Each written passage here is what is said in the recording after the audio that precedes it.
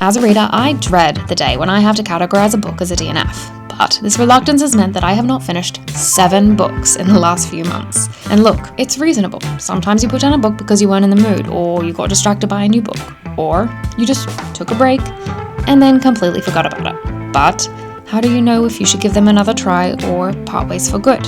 Well, this is a question I want answers to, so over the next 7 days I'm going to pick up each of these 7 books and either finish them or DNF for good. So the plan is simple. We have 7 days. We have 7 books that I have DNF'd this year. All of them have been finished to varying degrees. It's currently like 7 p.m. and I'm just starting, so we'll see how this goes. The first book I'm going to start with is an easy one. I already finished like 40% or something of it.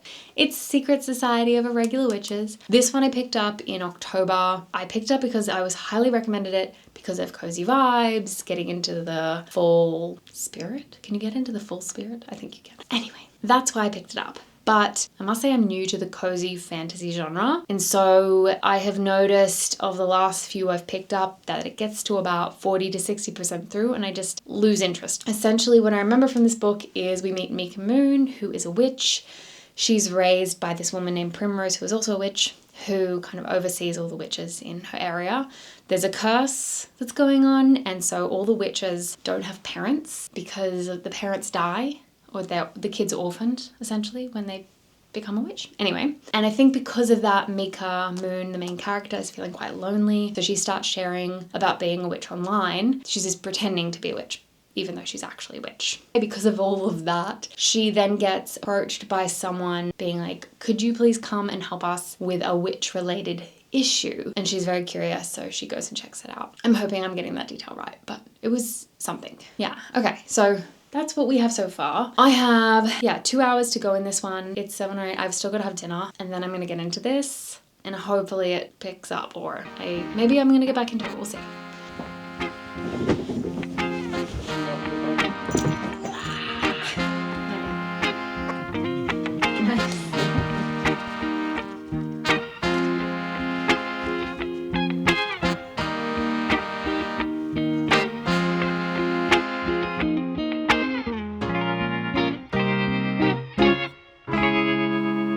Okay, so I am 76% through. I have an hour left to go.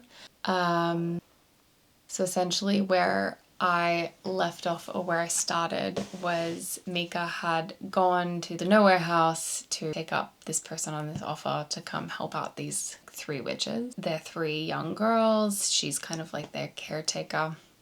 Yeah, we're now just like playing out her being in this nowhere house. There's a whole complicated array of different humans raising these girls. But I think maybe that's the point. I think we're gonna get to that. I am gonna keep going. It is 10 p.m. It's late. It's far beyond my bedtime if I finish this tonight. But I wanna give it a go. I can say for sure that the kids are not my favorite. I think it takes a special kind of writer to write kids that I like. Actually, you know what? The only kids I've ever enjoyed in books is Harry Potter. But I read that when I was a child, so maybe that's saying something. But her relationship with the other adults in the house is kind of cute, so that's kind of keeping me in. So I want to kind of see how those play out. I think I'm gonna just keep reading and we'll see how much I get through tonight. If not, I'll wrap it off in the morning and that will be a book.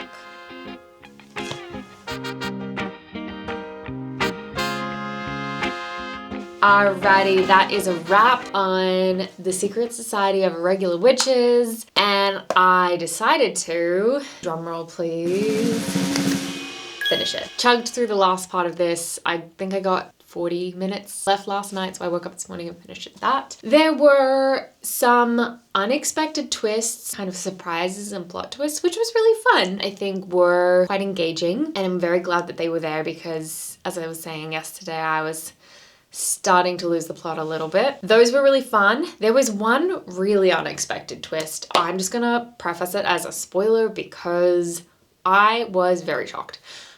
Essentially, I love me some spice.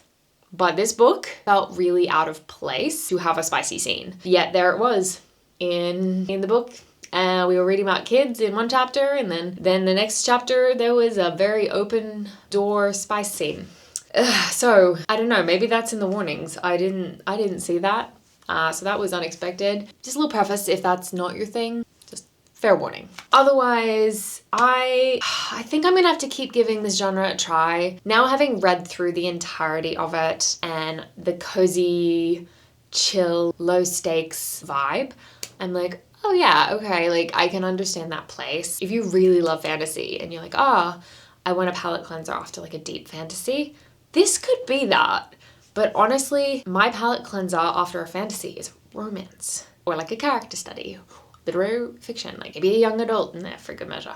But yeah, I don't know if cozy fantasy is going to have a place for me, but I'm not ready to give up on it yet. If you have any suggestions of other ones that are like your top tier cozy fantasies, please let me know, because I am still new and I want to give it a chance, give it a proper chance. That one I think was a 3-star for me. I loved, there was some really beautiful quotes, some really funny scenes, there was some like cringy things, but I think that's just the children. I just don't know if I personally love reading about young children. I realized it's young children because Harry Potter, they're all 12. That is a wrap on that one. I am going to get into the next book today. I have to do some work, so I'm going to go do that. And then I think I'm going to get, I don't know what I'm going to get into, but we have 6 more to go, so.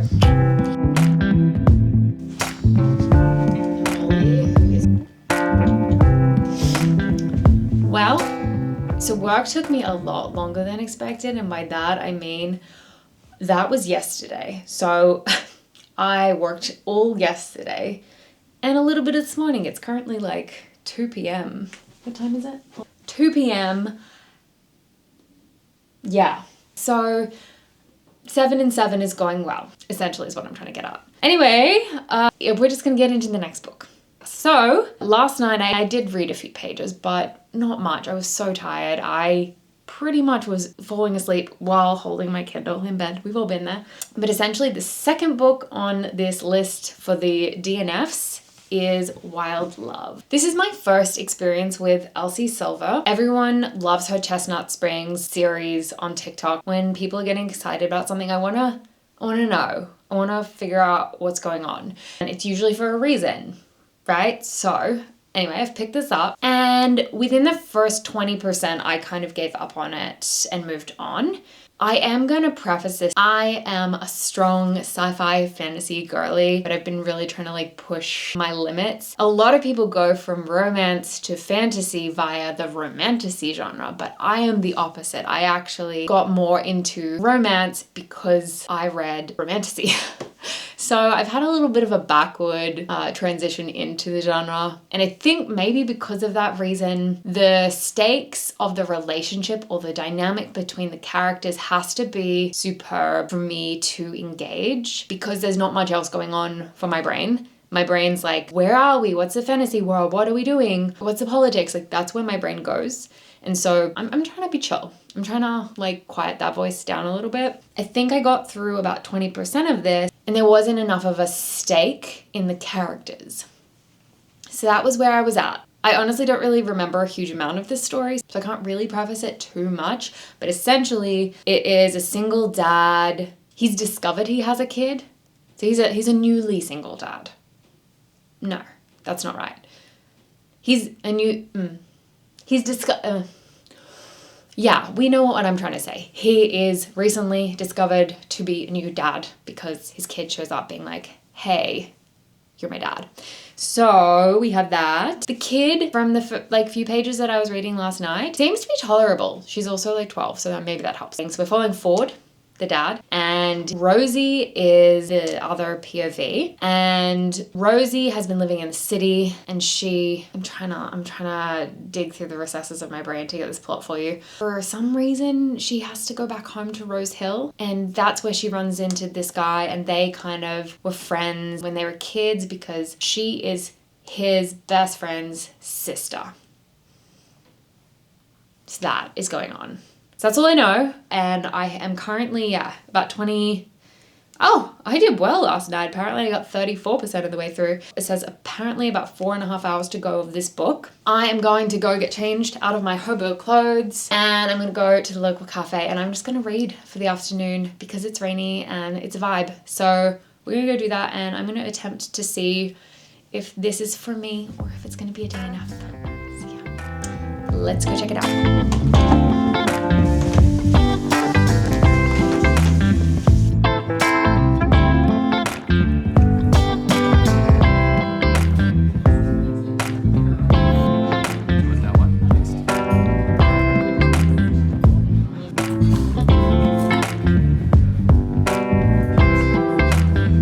Okay, so at the cafe, I managed to get up to about 50%. I'm at 55% now. It has started to get good. My interest is peaked. I am gonna go to bed and keep reading. I'm absolutely not gonna get through. I think I've got another 3 hours to go. Not gonna get through this tonight. That's fine. We're gonna do our best tonight. I'm gonna finish it off in the morning if it's good. If not, we might part ways, but it is going pretty well, so odds are good. Okay, we're 48% through and it's getting good. Well, it's getting spicy. I don't know if that's the same thing.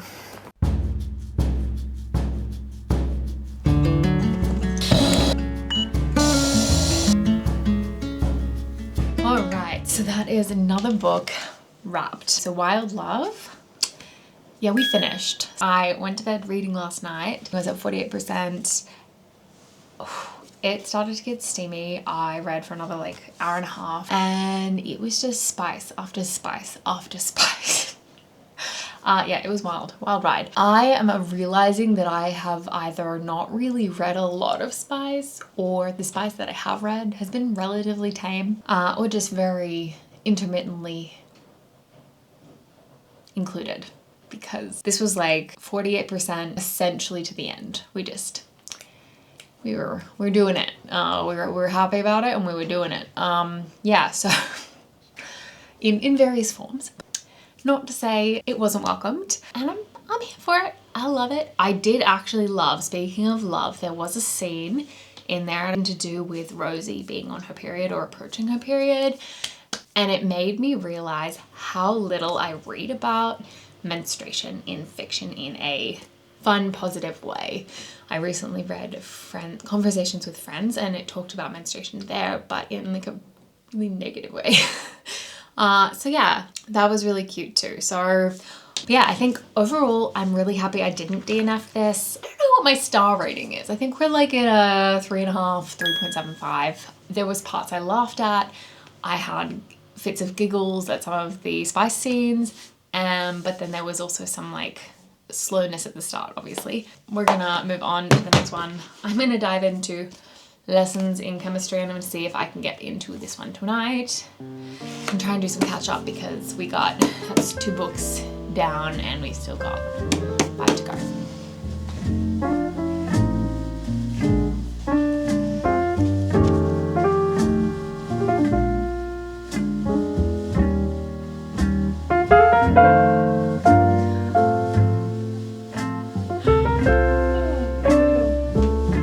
Okay, so I'm only just a little ways back into this and I already am immediately completely baffled that I stopped reading this in the first place. And it occurred to me that the reason I actually DNF'd this book was I was listening to it on Spotify Premium and my minutes ran out. And so I just didn't come back to it. And then the next month rolled around and then I was distracted with other books. It feels silly to even include it as a DNF, but it technically was not finished for like months. The previous one I actually was like, no, I don't know if this is for me. And I kept going and I liked it. But no, this one was just purely, I did not finish on account of my minutes ran out because I listened to too many audiobooks. But yeah, anyway, I just thought that was interesting. I'm loving it. I'm gonna go back to reading.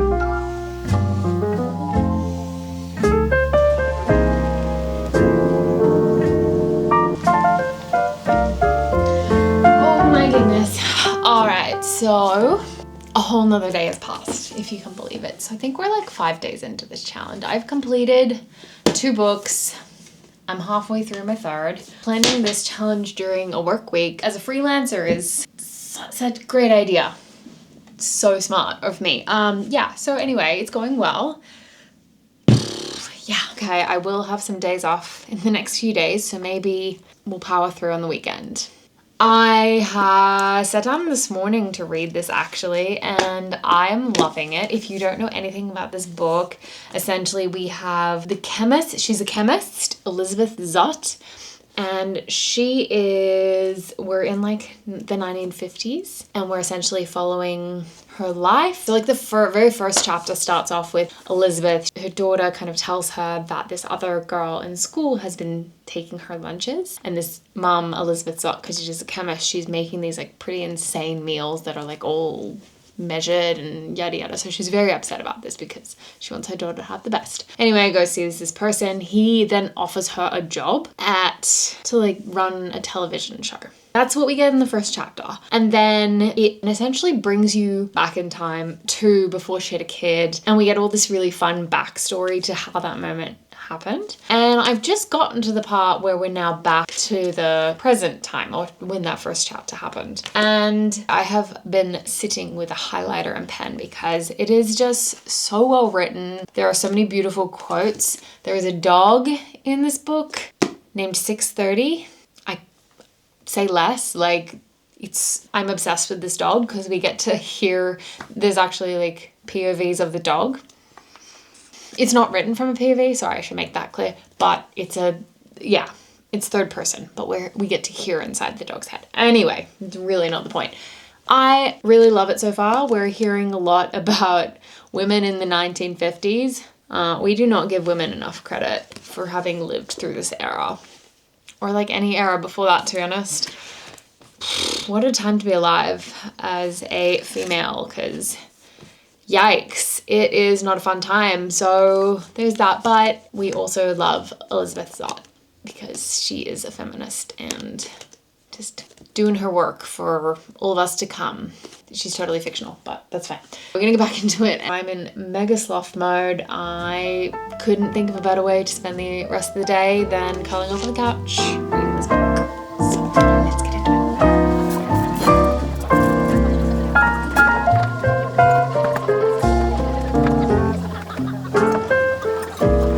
Okay, so it's been a good day.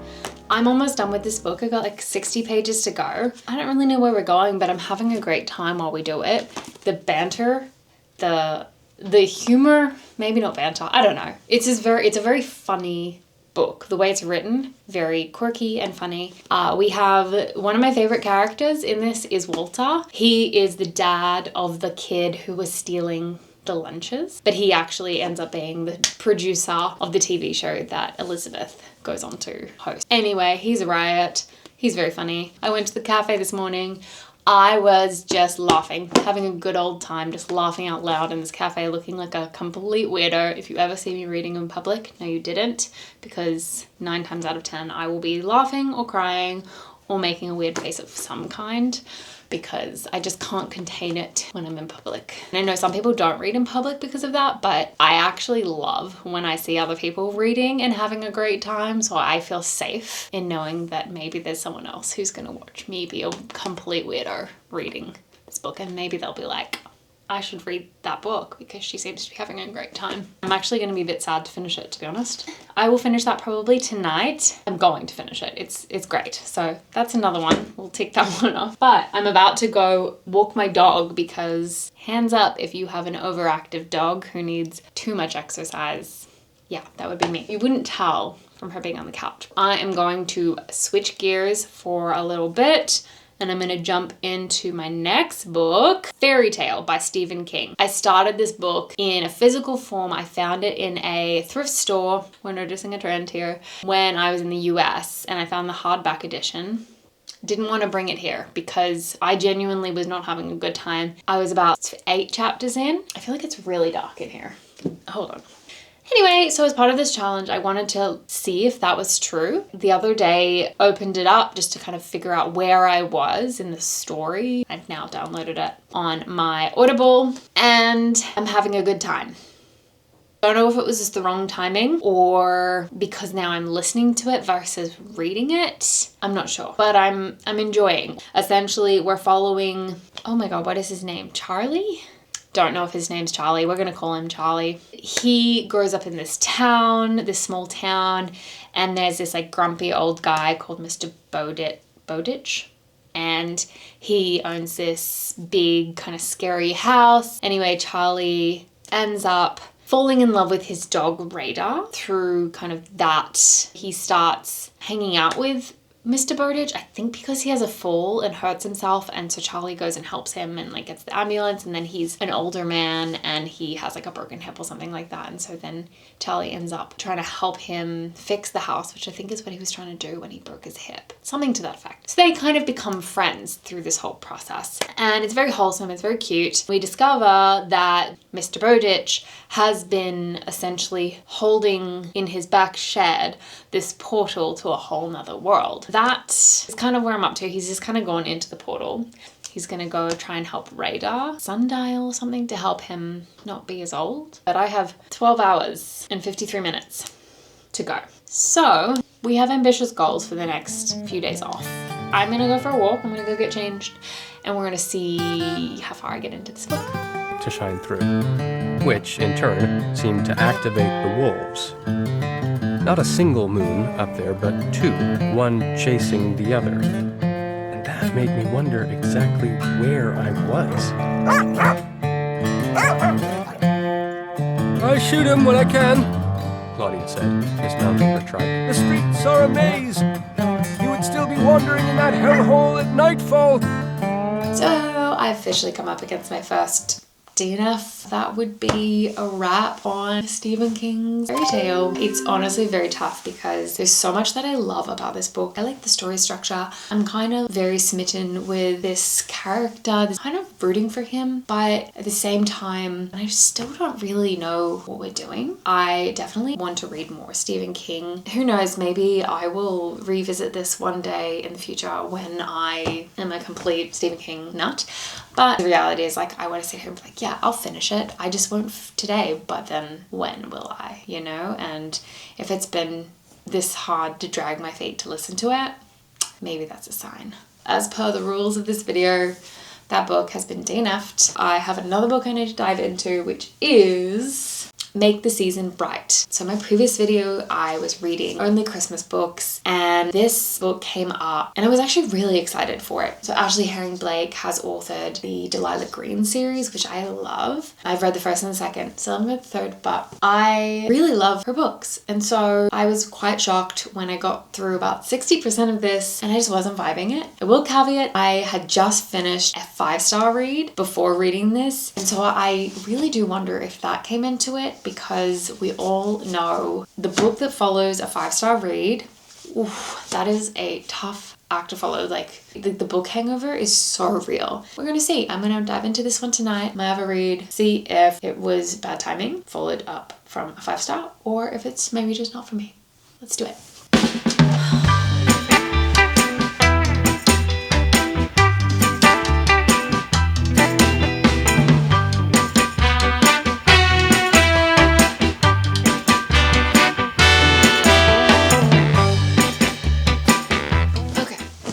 So it's kind of cute. I can kind of see what I was not loving, but I'm gonna keep going for now.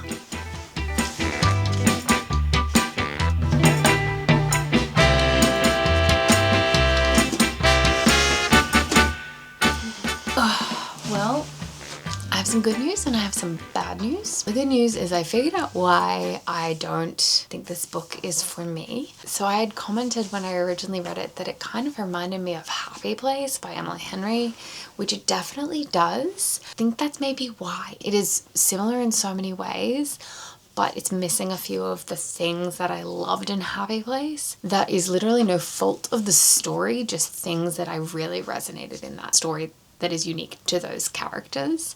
And so I'm reading this very similar format and craving those characters.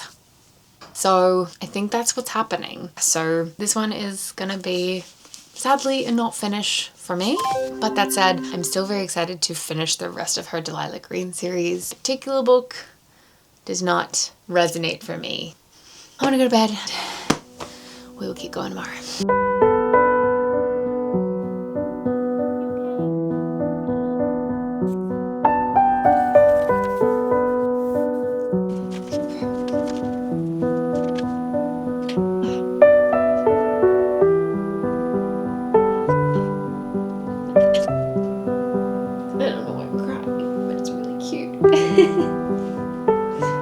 Okay, I'm gonna read something. Oh gosh. Chemistry is change. Whenever you start doubting yourself, she said, turning back to the audience. Whenever you feel afraid, just remember that courage is the root of change, and change is what we're chemically designed to do.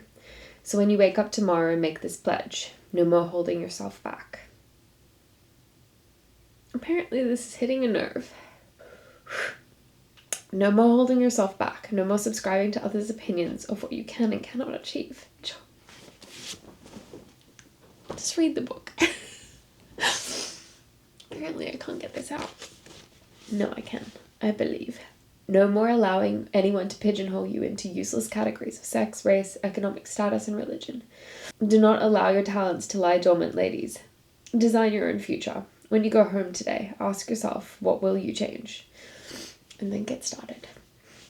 I'm glad I wasn't at the cafe reading that bit. Oh, goodness. Well, that is a wrap, which was obviously finished. You're seeing this bookmark because Jake has called dibs on this book next. So he started reading it last night. So I polished it off this morning. So essentially I have 2 more books on my DNFing list. So number 1 is The Priory of the Orange Tree. So I originally downloaded this as a Kindle book. The world building is so deep and it is a high fantasy. I just couldn't quite connect with all the characters. I was having a bit of a time getting into it. I've got some life admin I need to attend to, so I'm gonna just have this audiobook playing for most of the day. And we're just gonna see how far I get. It's 10:45, 11 hours and 57 minutes, so 12 hours. So if I press play now, I could finish it before I go to sleep if I do nothing else. What could go wrong? Chapter 32. South. The reflection of water danced on an arched ceiling. The air was cool, but not so cool as to raise gracefully.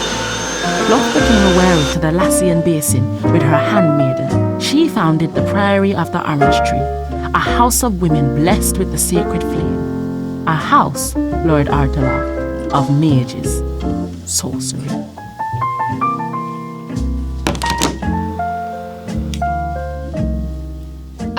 Absolutely went all the way through yesterday listening to that book, binging it, and then I demolished it today. So those 11 hours or whatever it was that I had to go were a dream. That is another one, done and dusted. I think after having listened to that one and loved it so much, I genuinely had such a good time listening to that book. I realize now that maybe high fantasy for me personally is maybe better on audio because there is so much happening and the audioscape kind of just helps me paint a better picture. And I was actually listening to something and I don't know if it's true, but I heard that apparently when you listen to a book, you can actually absorb more of the information because you're actually hearing every word, whereas when you read, you often will skip words because that's just how we read. We kind of read in chunks. Anyway, don't know if that's true. If you know, let me know. But it kind of tracks, makes sense. So yeah, I wrapped that one up. I think moving forward, high fantasy, I think I might go for the audio. It just helps me get in the vibe. I think that will help me have fewer DNFs in that genre in the future. If you know nothing about this book, there is so many details. Essentially, we're following the East and the West. There's dragons, witches, assassination attempts, politics. I probably could find it for you, to be honest. I also will say that I am on both Goodreads and Fable, and I will be posting reviews of each of these books. So if you want to come follow those, feel free to find me over there. It says, in a world divided A queendom without an heir, an ancient enemy awakes. The house of Barathnet has ruled Innis for 1,000 years. Still unwed, Queen Sabran IX must conceive a daughter to protect her realm from destruction. But assassins are getting closer to her door. Ead Durin is an outsider at court. She is loyal to a hidden society of mages. Across the sea, Tane has been training to be a dragon rider since she was a child, but she is forced to make a choice that could see her life unravel. Meanwhile, the divided East and West refuse to parley, and forces of chaos are rising from their sleep. Yeah, that really does it. That officially leaves me with one remaining book, and I really do mean it when I say that by the end of today I'm done. We have The House on the Cerulean Sea. This book I have about 2 and a bit hours to go. I'm like 65 or 8% through, and so I really have no excuse to not finish this book. If I choose to, I'm gonna be honest, I don't know if I'm going to, because it was probably the most likely to be DNF'd of all of the books that I had soft DNF'd during this video. I think I've been reading this book for 6 months on and off. Just keep trying to pick it up, give it another go. I got 67% and I DNF'd. Anyway, that's all right. So I'm gonna go sit down for a little bit and read this, and we're gonna see if it is gonna make it into my read pile or my DNF.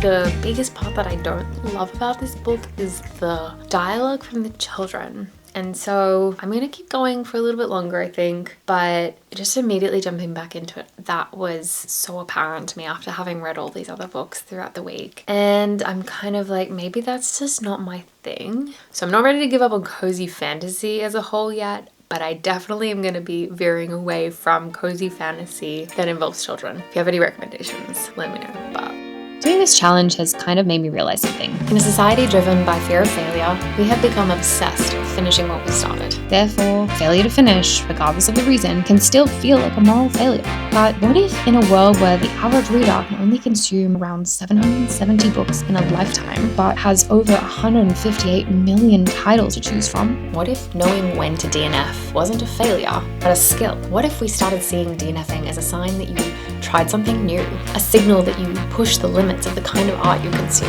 What if you get better at knowing when a book just isn't the right time? And when the time inevitably comes, you get better at making peace with saying, I did not finish.